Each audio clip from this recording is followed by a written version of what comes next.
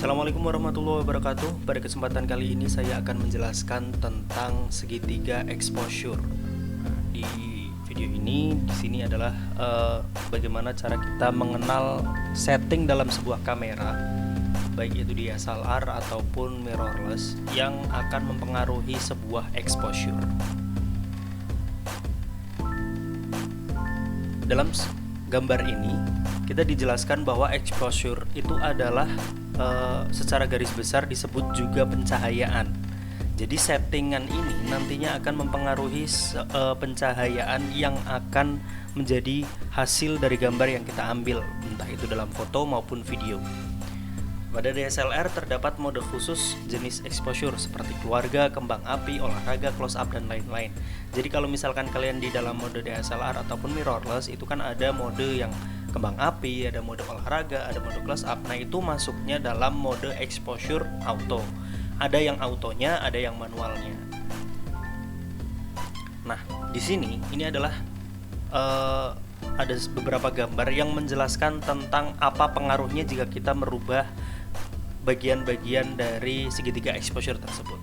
Pertama, kita akan mengetahui tentang 3 elemen utama atau yang biasa disebut dengan segitiga exposure. Elemennya itu yang pertama adalah shutter speed, yang kedua adalah aperture atau diafragma, dan yang ketiga adalah ISO. Pertama saya akan menjelaskan tentang apa itu shutter speed. Shutter speed itu adalah mekanisme yang mengontrol berapa lama atau rentang waktu sensor terkena cahaya. Semakin lama shutter membuka, lebih banyak cahaya yang dapat ditangkap oleh sensor. Jadi seperti ini. Kita ibaratkan lensa kamera itu memiliki sensor. Nah, sensor itu adalah sebuah mata dari kita. Semakin lama kita membuka mata kita, maka akan semakin banyak cahaya yang masuk ke dalam mata kita. Hasilnya akan banyak cahaya yang masuk ke dalam mata kita membuat gambarnya itu menjadi terang. Nah, shutter speed di sini selain mempengaruhi cahaya yang masuk, juga mempengaruhi seberapa lama sensor itu merekam pergerakan gambar apa saja yang ada di depan kita. Misalkan pergerakan gambarnya kita menggunakan shutter speed tinggi. Jadi walaupun bendanya bergerak cepat, itu akan terlihat seperti freeze atau diam kalau shutter speednya tinggi. Tapi kalau shutter speednya lambat dan di depan kita itu ada benda yang bergerak, dia akan terlihat seperti ngeblur. Ya, ada garis yang terekamnya. Kita kembali ke slide sebelumnya. Di sini ini adalah contoh shutter speed yang ini, yang gambar orang lari. Jadi ketika kita menggunakan shutter speed tinggi, ukurannya di sini 1/1000. Walaupun orangnya lari, dia akan terlihat diam dalam gambar. Ini dalam fotografi ya, dia akan terlihat diam. Semakin kita memperlambat shutter speednya, dia akan terlihat semakin ngeblur, akan terlihat semakin bergetar, bergoyang gambarnya. Kenapa? Karena apa saja gerakan yang dilakukan oleh objek di depan kita, dia akan terlihat, akan terekam semuanya pergerakannya. Jadi semakin lambat pergerakannya, dia akan menghasilkan gambar yang lebih ngeblur. Ini dalam fotografi. Nah, dalam videografi, ketika kita menggunakan shutter speed yang tinggi, dia akan mendapatkan exposure yang gelap karena sensor menerima cahaya lebih sedikit. Dan kedua, ketika kita menggunakan shutter speed yang tinggi, dia akan terlihat flow, terlihat lembut gambarnya di video, dan bisa digunakan untuk seperti slow motion dan lain-lain. Nah, ketika kita menggunakan shutter speed yang rendah seperti ini, seperti yang di sini, kalau dalam fotografi, sensor itu akan merekam semua pergerakan gambar yang ada dalam di depan kamera. Ketika objek itu bergerak, dia akan terekam, jadi hasilnya ngeblur. Dalam video, ketika kita menggunakan shutter speed yang rendah, sensor itu akan menangkap gambar dengan FPS yang rendah, sehingga gambarnya akan terlihat patah-patah ataupun seperti membayang-bayang gitu. Itu shutter speed. Nah, pengaruhnya berarti shutter speed pertama adalah seberapa cepat sensor mengambil gambar di depan kamera, dan itu akan mempengaruhi cahaya yang masuk. Oke, itu shutter speed. Kita lanjut, setelah kita mengetahui shutter speed, kita akan melanjut ke diafragma atau aperture. Diafragma di sini dituliskan bahwa mekanisme yang mengontrol lebar sempitnya bukaan lensa sebagai jalan cahaya masuk menuju sensor. Jadi diafragma itu adalah mekanisme yang membuat bukaan lensa ini antara lebar ataupun kecil.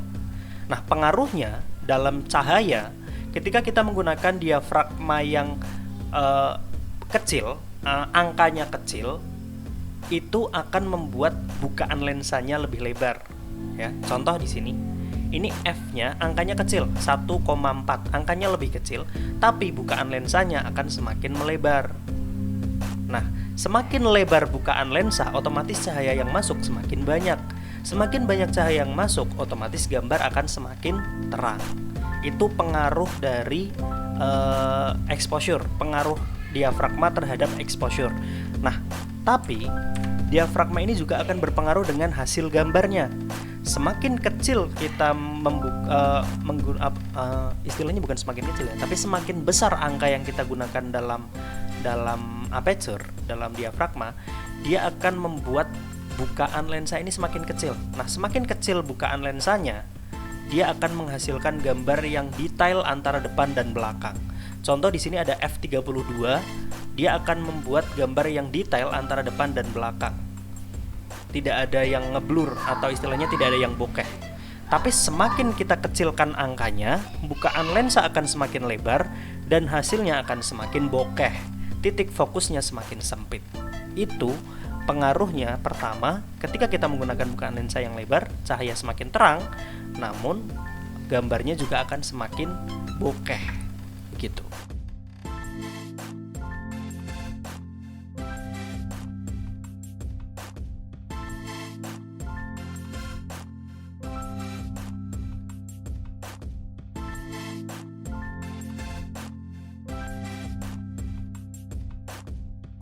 Yang terakhir di sini ada ISO. ISO adalah ukuran seberapa sensitif sensor kamera terhadap cahaya.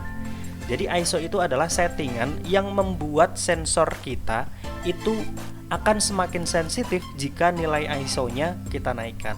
Nah, semakin sensitif sensor, dia akan membuat gambarnya semakin terang. Artinya cahaya yang masuk sedikit atau banyak akan terpengaruh. Dari sini kita tahu, maka semakin tinggi ISO, semakin tinggi nilai ISO-nya, maka sensor kamera akan semakin sensitif. Dan dari situ, gambar yang dihasilkan akan memiliki cahaya yang lebih banyak. Artinya, gambarnya akan menjadi lebih terang. Minusnya, semakin sensitif sensor kamera, maka noise cahaya yang masuk ke kamera lebih banyak. Makanya akan timbul bintik-bintik. Namun, semakin rendah ISO, maka semakin minim pula cahaya yang masuk ke sensor kamera. Artinya, gambar semakin gelap, namun noise yang dihasilkan semakin kecil, atau bintik-bintiknya akan semakin tidak ada. Seperti dalam gambar di sini, seperti yang kita lihat, jika kita menggunakan ISO yang rendah, gambarnya itu akan terlihat lebih detail dan tidak memiliki noise. Namun semakin tinggi ISO-nya, dia akan menghasilkan noise lebih banyak, akan terlihat grainy, terlihat bintik-bintik. Dari sini kita tahu bahwa sensor kamera itu akan terpengaruh jika ISO-nya kita rubah. Nah, sekarang bagaimana cara kita mengatur untuk mendapatkan pencahayaan yang tepat namun dengan shutter speed, aperture, dan ISO yang tepat? Untuk mendapatkan cahaya yang tepat dengan settingan yang tepat, maka kita harus mengetahui seperti apa kondisi di lapangan. Kita misalkan seperti ini. Dalam kondisi cahaya matahari yang terik, maka yang harus kita rubah pertama adalah ISO-nya. ISO kita turunkan paling rendah.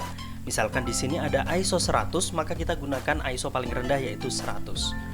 Setelah itu, kita rubah f-stop-nya dengan sesuai yang kita harapkan. Setelah f-stop-nya sudah sesuai dengan harapan kita, maka yang terakhir adalah shutter speed. Shutter speed kita rubah dari yang terakhir ketika kondisi cahaya matahari terik atau dalam kondisi cahaya matahari terang. Begitu sebaliknya, dalam kondisi matahari gelap, dalam kondisi ruangan yang gelap dan pencahayaan yang gelap, yang perlu kita rubah pertama adalah shutter speed. Shutter speed kita tentukan menggunakan shutter speed yang paling ideal. Misalkan dalam sebuah video kita membutuhkan shutter speed 1/60 ataupun 1/100, maka kita tetapkan shutter speednya terlebih dahulu.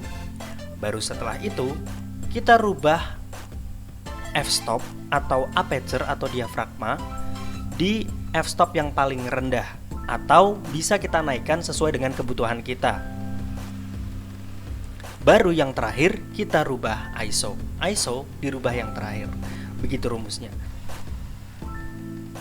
Perubahan-perubahan yang tadi kita gunakan tidak serta-merta semuanya pasti harus shutter speed dulu, aperture baru ISO, ataupun ISO dulu, aperture atau shutter speed. Nah, di sini setelah kita merubah, bisa saja kondisinya akan masih belum tepat, atau masih kurang terang, atau masih terlalu terang. Nah, di sini kita harus merubah sesuatu atau merubah settingan yang tidak dibutuhkan.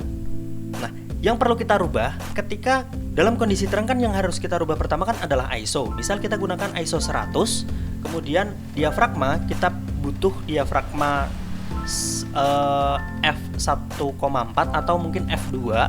Baru yang terakhir adalah shutter speed. Shutter speed bisa kita gunakan shutter speed yang tinggi. Tapi ternyata cahayanya itu masih terlalu terang. Maka yang perlu kita rubah adalah shutter speednya. Yang terakhir kita rubah shutter speednya untuk mendapatkan gambar yang terang. Dalam kondisi gelap, yang kita rubah pertama adalah shutter speednya. Misalkan kita gunakan shutter speed 1/100. Kemudian aperture-nya kita gunakan f1,4. ISO-nya kita gunakan ISO 800. Tapi ternyata masih kurang terang. Nah, resikonya ketika kita menaikkan ISO terlalu tinggi, maka akan ada noise. Sedangkan kita tidak ingin ada noise. Yang kita dambakan itu adalah di ISO 800. Itu sudah maksimal misalkan. Maka kita harus mengalah untuk menurunkan shutter speed ke shutter speed 1/60 ataupun 1/50 selama gambar yang dihasilkan itu tidak membuat gambarnya menjadi shaky atau terlihat seperti patah-patah. Nah, di sini kalau masih kurang terang, maka kita membutuhkan cahaya tambahan seperti lighting. Itulah tadi beberapa exposure yang perlu kalian ketahui untuk menghasilkan gambar, baik itu foto maupun video yang bagus, yang sesuai dengan harapan kita, yang sesuai dengan settingan kamera, dan juga mendapatkan pencahayaan yang tepat. Terima kasih sudah menonton video ini. Jika kalian suka dengan video ini, jangan lupa like, komen, dan subscribe. Dan jangan lupa untuk ikuti video-video yang selanjutnya.